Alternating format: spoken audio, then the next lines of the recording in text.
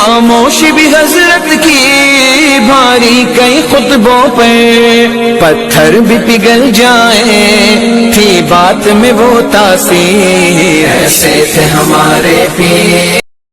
حضرت ابو بکر صدیق کا زمانہ تھا تو ایک شخص ملک شام کا رہنے والا، بڑا قرضہ چڑھ گیا اس پہ، تو وہ حضرت ابو بکر صدیق کے پاس آیا، کہنے لگا آپ امیر بھی ہیں اور امیر بھی ہیں، دونوں باتیں ہیں، ایک امیر یہ ہے کہ مسلمانوں کے سربراہ ہیں، اور دوسرا اللہ نے آپ کو مال و دولت بھی عطا فرمایا ہے، تو میرے اوپر قرضہ چڑھ گیا تو مہربانی فرمائے۔ وہ کہتا ہے حضرت صدیق اکبر نے میرا ہاتھ پکڑا، گھر کے اندر لے گئے، باہر سے دروازہ بڑا اعلیٰ تھا لیکن گھر کے اندر گیا تو چارپائی بھی کوئی نہیں تھی، کھجور کی چٹائیاں بچھی ہوئی تھی، کھجور کی چھال کی، اور وہ بھی پھٹی ہوئی۔ فرماتے سیدنا صدیق اکبر نے بٹھا لیا مجھے اور مجھے کہنے لگے یار تجھے ایک عجیب بات نہ بتاؤں؟ کہ بتائیے۔ فرمانے لگے 3 دن ہو گئے میں نے اناج کا دانہ بھی نہیں کھایا، کھجور کے اوپر گزارا کر لیتا ہوں میں، آج کل حالات میرے ٹھیک نہیں ہیں۔ لگا جی پھر میں کیا کروں؟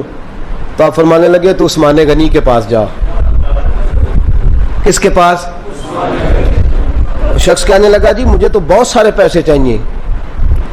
تو آپ نے فرمایا تیری سوچ وہاں ختم ہوتی ہے جہاں سے عثمان کی سخاوت شروع ہوتی ہے، تیری سوچ وہاں تو جو سوچتا ہے نا اتنے ملیں گے، تیری ختم ہوتی ہے سوچ جہاں سے عثمان کی سخاوت شروع ہوتی ہے، تو جا۔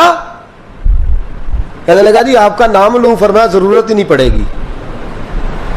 کہا جی میں ذکر کروں گا کہ مجھے امیر المومنین نے بھیجا ہے۔ فرمایا ضرورت ہے، صرف اتنا تو جا کے بتانا کہ میں مقروض ہوں اور رسول اللہ کا نوکر ہوں صلی اللہ علیہ، اتنا بتانا کہ مسلمان ہوں، مصطفیٰ کا غلام، بس، اور کسی اضافے کی ضرورت ہے۔ کہا جی وہ دلیل مانگیں گے؟ فرمایا عثمان خیرات کرتے تفتیشیں نہیں کرتا، عثمان اللہ کی راہ میں دیتے ہوئے تفتیشیں 10 روپے دینا اور 100 بات سنانا فقیر کو، تک تو نہیں نا، 10 روپے اور 100 قسم کے تانے نہ دے تو میاں چشم پوشی کر جا، تجھے کس نے اجازت دی ہے ٹٹولنے کی، پھولنے کی اور کرودنے کی؟ یہ حال اگر تیرے ساتھ کیا جائے، رب اگر تجھے ٹٹول کے دے تو تیرا کیا بنے؟ رب کریم اگر تجھے ٹٹول کے دے کہ پہلے بتا نمازیں کتنی پڑھی ہیں، سویرے اٹھتا ہے کہ نہیں، تو تیرا کیا حال ہوگا؟ تو ٹٹولتا پھرتا ہے 10 روپے دینے کے لیے۔ حضرت عثمان غنی کی عادت نہیں، وہ شخص کہتا ہے میں چلا گیا، پوچھتا پوچھاتا دروازے پہ پہنچا، دروازے پہ دستک دی تو حضرت عثمان غنی کے اندر سے بولنے کی آواز ہے، اپنے بچوں کو ڈانٹ رہے ہیں، کہتے ہیں او یار تم لوگ شہد کے اندر، دودھ کے اندر شہد ملا کے پیتے ہو، خرچہ تھوڑا کم کرو، اتنا خرچہ تم نے بڑھا دیا ہے، تم دودھ کے اندر دودھ بھی میٹھا شہد بھی میٹھا، ایک چیز کھا لو، کو بیمار ہو 2 چیزیں استعمال کرتے ہو۔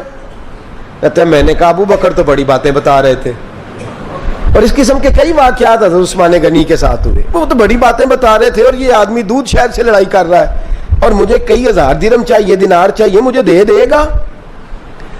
فرماتے ہیں اب وہ ڈانٹ کے باہر آئے، میں دروازے پہ تھا، آتے کہنے لگے میں آیا نا تو جب میں نے السلام علیکم کہا تو وہ سمجھ گئے میں مسلمان ہوں۔ کہتے وعلیکم کہا تو پہلا جملہ انہوں نے جو بولا وہ ان کے بڑے پن کا مظاہرہ تھا۔ کہنے لگے بچوں کو ایک بات سمجھانی تھی، آنے میں مجھے 1.5-2 منٹ لگ گئے، تو دروازے پہ کھڑا رہا، مجھے معاف کر دینا۔ بڑے لوگوں کی بڑی باتیں، بڑے لوگوں کی بڑی باتیں، اتنا بڑا قد ہے اتنا بڑا اخلاق ہے۔ کہنے لگے تجھے ایک بات بچوں سے کرنے لگ گیا تھا، تجھے انتظار کرنا پڑا، ذرا درگزر کرنا۔ کہتے ہیں پھر انہوں نے دروازہ کھولا، جو اس وقت ان کا ماحول تھا، حویلی کا، ڈرائنگ روم کا، جو بھی، مجھے بٹھایا۔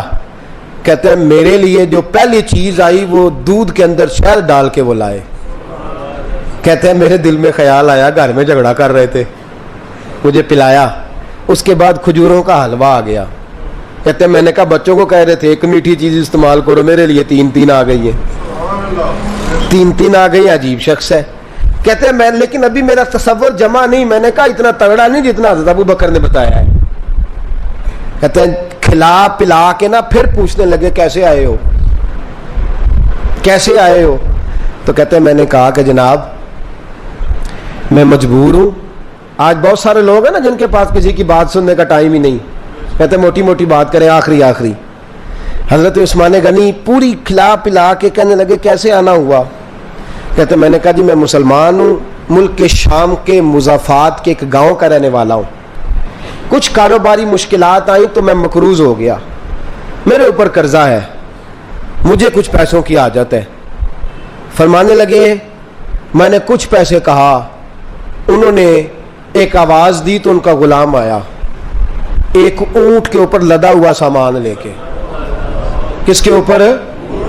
اونٹ کے اوپر۔ کہتا ہے مجھے 3000 اشرفیوں کی ضرورت تھی، میں نے بتایا نہیں 3000 چاہیے۔ اونٹ آیا تو حضرت عثمان غنی کہنے لگے اس اونٹ پر تیرے لیے، تیرے گھر والوں کے لیے میں نے کپڑے بھی رکھوا دیے، کھانا بھی رکھوا دیا اور 6000 اشرفیاں بھی رکھوا دیے، تو پیدل آیا ہے تو اب اونٹ لے کے جا۔ کہتے میں نے کہا حضور اونٹ واپس کون کرنے آئے گا؟ کہنے لگے واپس کرنے کے لیے دیا ہی نہیں تو تحفہ ہے، تو لے جا۔ کہتے ہیں میں کہاں سے چلا تھا ڈھونڈتا اور مدینے میں آیا، اور جب مدینے میں آیا تو پھر اللہ نے جھولی بھر کے عطا فرمایا۔ کہتے ہیں میری آنکھوں میں آنسو آ گئے اور میں نے کہا حضور آپ نے تو میری ضرورت سے کہیں بڑھ کے نواز دیا ہے، مجھے معاف کیجئے گا، میں سوچ رہا تھا کہ دودھ شاید پہ گھر میں لڑائی ہو رہی ہے۔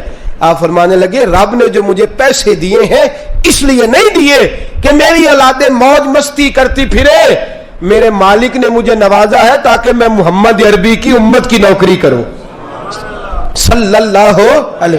یہ سخاوت کا حال۔ فرماتے میں نے نہیں بتایا کہ مجھے سیدنا صدیق اکبر نے بھیجا ہے۔ فرماتے میں دروازے تک گیا تو میں نے کہا شکریہ، جزاک اللہ، آپ کی مہربانی۔ تو مسکرا کے فرمانے لگے میرا شکریہ ادا نہ کر، ابو بکر صدیق کا کر، میرا نہ شکریہ ادا کر، شکریہ ابو بکر صدیق کا جس نے تجھے یہ رستہ دکھایا ہے۔